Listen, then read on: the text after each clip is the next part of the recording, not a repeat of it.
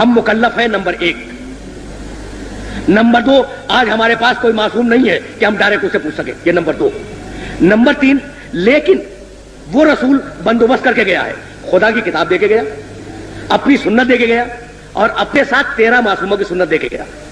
Number 4, اب اگر ہم اس کتاب کو براہ راست سمجھ سکتے ہیں, اس کی سنت کو براہ راست سمجھ سکتے ہیں, معصومین کی سنت کو براہ راست سمجھ سکتے ہیں, تو ہم بینی و بین اللہ اسے سمجھیں اور جو حکم اس میں سے نکالے وہی ہمارے حق میں اللہ کا حکم ہوگا. تو اب وہ لوگ جو واقعاً حدیث سمجھتے ہیں, سنت سمجھتے ہیں, کتاب خدا کو سمجھتے ہیں, قرآن کی ساری تفسیروں سے آگاہ ہیں, طریقہ استنباط سے واقف ہیں, ان کا فریضہ شرعی ہے کہ وہ اس عہد میں جب معصوم سامنے موجود نہیں ہے کہ ڈائریکٹ اس میں سے نکالے اور نکالنے کے بعد اس پہ عمل کرے. تو مجتہد تو چھوٹ گیا کہ اسے کتاب دیکھی, سنت دیکھی, اور دیکھنے کے بعد رزلٹ نکالا, اور رزلٹ نکالنے کے بعد اس نے عمل کر لیا. آپ کیا کریں اور میں کیا کروں مثلا؟ بھائی اب پبلک کیا کرے, ہے نا؟ تو اب پبلک کو پھر واپس چلنا پڑے گا ان معصوموں کی بارگاہ میں کہ ان سے انڈیکیشن ملے اور ان سے ڈائریکشن ملے. تو میں یہ عرض کر رہا تھا کہ بھائی 4 ہیں نواب ارباج کہلاتے ہیں, 4. ان 4 کے آخری ہیں علی ابن محمد سیمری, سن 329 ہجری میں ان کا انتقال ہوا. انہوں نے خط لکھا امام کے نام, خط کا جواب آیا, وہ ٹیکسٹ, وہ جواب آج تک بہار الانوار میں, کافی میں اور دوسری جگہوں پہ موجود ہے.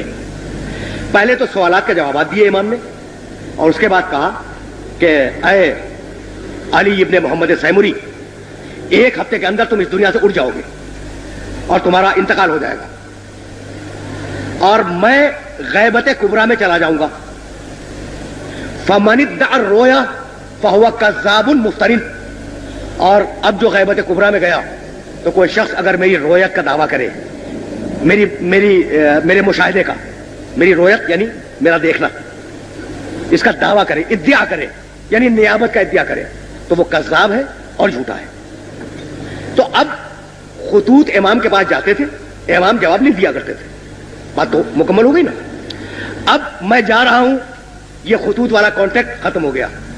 تو وہ عمل حوادث الواقعہ فرجعوا الی روات احادیثنا, دیکھو قیامت تک آنے والے جتنے بھی مسائل ہیں ان میں ہمارے راویان حدیث کی طرف رجوع کرنا, جو لوگ ہماری حدیثوں کی روایت کرتے ہیں ان کی طرف رجوع کرنا. یہ نہیں کہا کہ اپنی عقل سے مسئلے حل کر لینا, عقلی گدے لڑاتے رہنا اور جو الٹا سیدھا سمجھ میں آ جائے اس پہ عمل کر دینا. نہیں, ہم حدیثیں دے کے جا رہے ہیں, ہم اپنے اقوال دے کے جا رہے ہیں, ہم قرآن مجید کی تشریح دے کے جا رہے ہیں. تو قیامت عمل حوادث الواقعہ, قیامت تک آنے والے جتنے بھی تمہارے مسائل ہیں تمہارے, ان سب میں کس کی طرف رجوع کرو؟ ہماری حدیثوں کی روایت کرنے والوں کی طرف رجوع کرو. تو یہ جو ہمارے یہاں ایک کیٹیگری بنی ہے جنہیں ہم مجتہدین کہتے ہیں, یہ در حقیقت معصومین کی حدیثوں کے راوی ہیں. یہ فقہ سمجھتے ہیں, اصول فقہ سمجھتے ہیں, طریقہ استنباط سے واقف ہیں, صحیح حدیث کو سمجھتے ہیں, غلط حدیث کو سمجھتے ہیں, کون سی تقیہ میں بیان کی گئی, کون سی تقیہ میں نہیں بیان کی گئی, ان ساری چیزوں کو سمجھتے ہیں. اور کرائیٹیریا وہی ہے کہ بھائی ہم مکلف ہیں, معصوم ہمارے سامنے نہیں ہے, کتاب پوری طرح واضح نہیں ہے. تو اب جو بھی رسول ہمیں دے کے گیا ہے اس سے جو ہم استنباط کریں گے اور جو ہم اخذ کریں گے, اس اخذ و استنباط کو ہم اپنے لیے حجت قرار دیں گے. تو ان کے لیے تو حجت ہو گیا. لیکن 12ویں نے غیبت کبریٰ میں جاتے جاتے پوری انسانیت کو اور اپنے پورے چاہنے والوں کو یہ حکم دیا کہ تم اگر کسی مسئلے میں پھنس جاؤ اور تمہاری اگر کوئی پرابلم ہو تو تم ہماری حدیث کے راویوں کی طرف رجوع کرو. اب اس راوی حدیث کو آپ چاہے مفتی کہہ لیں, چاہے مرجع کہہ لیں, چاہے مجتہد کہہ لیں, چاہے کچھ اور کہہ لیں, حکم امام یہ ہے کہ اگر تم کسی مسئلے میں پھنس جاؤ اور اٹک جاؤ اور تمہیں اس مسئلے کا حل نہ معلوم ہو تو اس کی طرف رجوع کرو. اور یہی حکم قرآن تھا کہ فاسألوا اہل الذکر ان کنتم لا تعلمون, اگر تم جاہل ہو تو اہل الذکر سے سوال کرو. اب میں آپ کو ایک دے دوں, عربی زبان ایک ہے لفظ طہر, قرآن میں استعمال ہوا ہے. اچھا, طہر کے عجیب معنی ہے. طہر کے معنی عورت کی زندگی میں مہینے کے اندر وہ پیریڈ جس میں عورت نجس ہوتی ہے, اسے کہتے ہیں عربی زبان میں طہر. اور مزے کی بات یہ ہے کہ اسی عربی زبان میں طہر کے معنی ہے عورت کا اس نجاست سے پاک ہو جانا. تو ایک ہی لفظ میں نجس ہو جانا بھی مطلب ہے, اور ایک ہی لفظ میں پاک ہو جانا بھی مطلب ہے. اب قرآن نے کہا، بھائی بڑی مجبوری ہے کہ میں اس کو واضح کرنے پہ مجبور ہوں. قرآن نے کہا کہ دیکھو عورتوں کے قریب مت جاؤ جب تک کہ وہ طہر میں نہ آ جائے. اب بتائیے کیا مطلب نکالیں گے آپ؟ اچھا قرآن ہے اور تھوڑی دیر کے لیے آپ فرض کریں کہ حدیث ایک بھی نہیں ملتی اس کے اوپر. یہ مفروض بات کر رہا ہوں تاکہ بات واضح ہو جائے. حدیث ایک بھی نہیں ملتی اور آیت رکھی ہوئی ہے کہ عورتوں کے قریب مت جانا حتی یطہرن، جب تک کہ وہ طہر میں نہ آ جائے. اچھا تو اب رزلٹ کیا نکلا؟ ایک تو لفظ قریب آ گیا. ایک قریب جانا پاس بیٹھ جانا، دوسرا قریب وہ جانا جو نکاح کا منشا ہے. تو قریب جانے کے معنی کیا لیں گے آپ؟ پہلا سوال یہ ہو گیا. دوسرا سوال یہ ہو گیا کہ طہر کے معنی کیا لیں گے؟ کہ نجاست ڈسکنٹینیو ہو جائے یہ معنی لیں گے، یا وہ باقاعدہ غسل کر کے طاہر ہو جائے یہ معنی لیں گے. تو ایک چھوٹی سی آیت کے 4 معنی نکل آئے.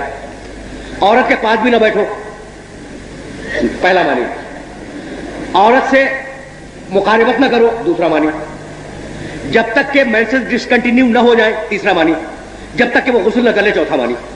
تو ان 4 معنیوں میں سے کیا قسم کھا کے آپ کہہ سکتے ہیں کہ مراد الہی کیا ہے؟ دنیا کا معصوم کے علاوہ دنیا کا کوئی انسان نہیں کر سکتا.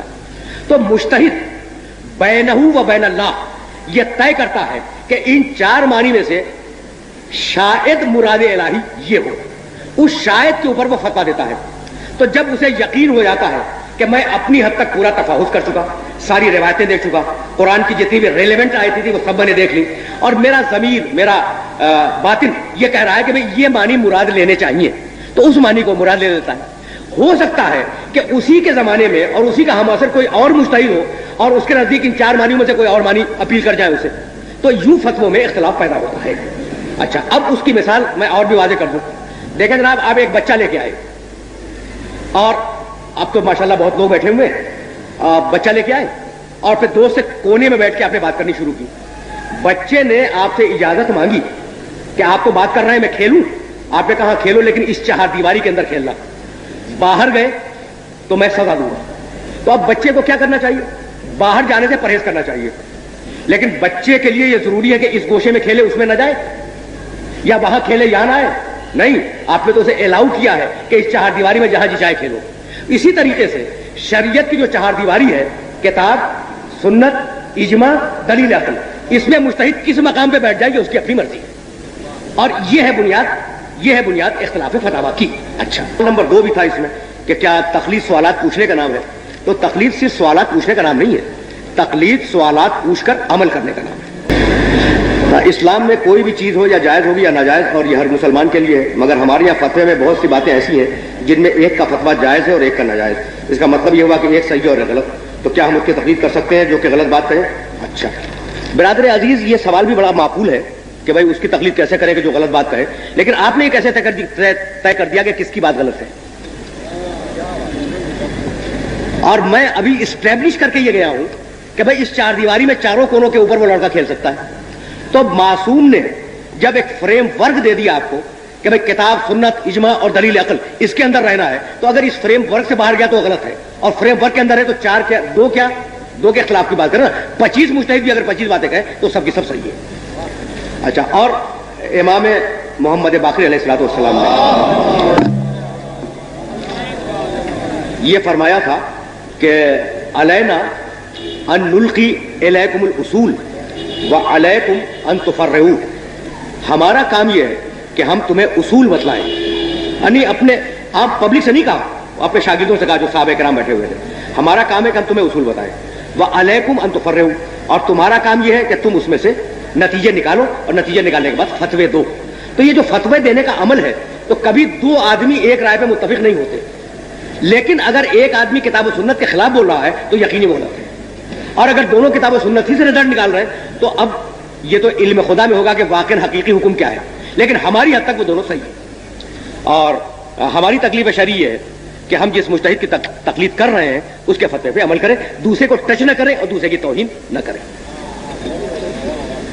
اس لیے کہ دوسرا جو ہے وہ بھی کتاب و سنت سے نکال رہا ہے، اپنی رائے سے نہیں. کیا عدل ممبر کا تقاضا یہ نہیں ہے کہ مقرر وہ چیز بیان کرے جو قوم کے لیے جاننا ضروری ہے، مثلا مسائل فقہ؟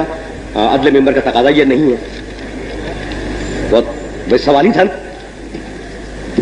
اچھا اس لیے کہ مسائل فقہ تو ہر وقت بیان کرنا چاہیے, صرف ممبر کا تقاضا تھوڑی ہے. آپ گھر میں بیٹھے جب بھی مسائل فقہ بیان کریں, باپ اپنے بیٹے کو بتائے, بھائی اپنے بھائی کو بتائے, استاد اپنے شاگرد کو بتائے, فقہ کے بغیر تو ایک قدم آگے نہیں چل سکتا آدمی. تو فقط ممبر سے کیوں منعقد کرتے ہیں سر؟ زندگی کے ہر موڑ کے اوپر فقہ جانی ضروری ہے. آخر خدا نے آخری امام کو غیبت کے پردے میں چھپا کر تقلید وغیرہ کے مسئلے سے ہمیں کیوں دوچار کیا؟ دیگر 11 اماموں کی طرح ہم بھی ڈائریکٹ امام کے اطاعت میں رہتے, نہ کہ مجتہد تقلید میں. بات تو بڑی معقول ہے. ہمارے یہاں ایک گروہ ہے جو تقلید وغیرہ مانتا ہی نہیں. وہ کہتے ہیں کہ قرآن خود پڑھو, خود سمجھو اور عمل کرو. ان کے بارے میں کیا حکم ہے؟ کیا اردو میں کوئی ایسی جامع کتاب ہے جو مجتہد کے فتویٰ کے اختلافات اور دیگر باتوں کے بارے میں تفصیل سے آگاہ کر سکے؟ نام بتا دیجیے. تو برادر عزیز, اردو میں تو کوئی جامع کتاب خود فقہ پہ نہیں ہے, تو فتوے کے اختلافات پہ کیا ہوگی؟ یہ ہماری بدقسمتی ہے کہ ہماری زبان میں ایسی کوئی کتاب نہیں ہے. اور اختلاف فتاویٰ بڑے اونچے درجے کی کتابوں میں ہے, جیسے جواہر الکلام ہے, ہدایت الناظرہ ہے, جو ہماری فقہ کی 40 اور 50 جلدوں کی کتابیں, یہ ان کے اندر ہے. تو اردو میں ایسی کوئی کتاب موجود نہیں ہے. دوسرا سوال یہ ہے کہ ہمارے یہاں ایک گروہ ہے جو تقلید وغیرہ کو مانتا ہی نہیں. وہ کہتے ہیں کہ قرآن خود پڑھو, قرآن خود سمجھو اور عمل کرو. کیا کہنا ہے ابھی؟ قرآن واقعی خود پڑھنا چاہیے, خود سمجھنا چاہیے, عمل بھی کرنا چاہیے. لیکن جیسا کہ میں کہہ رہا تھا آپ سے کہ بھائی کتے کی نجاست کہاں سے معلوم کرے قرآن میں؟ اور جب نجاست نہیں ملی تو گلے لگا کے بیٹھ جائیے. تو آپ مجبور ہیں کہ قرآن کو اس کے صحیح مفسر سے لیں, اور قرآن کے صحیح مفسر تک اگر آپ کی ڈائریکٹ رسائی ہو گئی, یعنی آپ راوی حدیث ہو گئے, تو آپ خود مجتہد ہو گئے. تو مجتہد سے تقلید حرام ہے. اور اگر نہیں ہوئے تو آپ مجبور ہیں اسے سوال کرنے پر. سوال کر لیا تو آپ مقلد ہو گئے. تو تیسری کوئی قسم نہیں ہے, تیسری کوئی قسم نہیں ہے. یعنی اگر آپ ڈائریکٹ قرآن کو سمجھ سکتے ہیں, یہ ترجمہ پڑھ کے نہیں, ترجمے تو ہر مترجم نے اپنے اسٹائل سے ترجمہ کیا ہے. اگر آپ میں اتنی اہلیت ہے کہ ڈائریکٹ قرآن کو سمجھ سکتے ہیں, تو کیا کہنا ہے؟ جب قرآن کو سمجھتے ہیں تو آپ حدیث کو سمجھیں گے, آپ ہو گئے مجتہد, تو آپ پر سے تقلید حرام ہو گئی. لیکن اگر نہیں ہے اتنی صلاحیت, تو پھر مناسب نہیں ہے کہ آپ ترجمے کے اوپر عمل کریں. اگر آپ نے کسی ترجمے پہ عمل کر لیا تو آپ اس مترجم کے مقلد ہو گئے, تو تقلید کے خلاف تو بات پھر بھی نہیں گئی.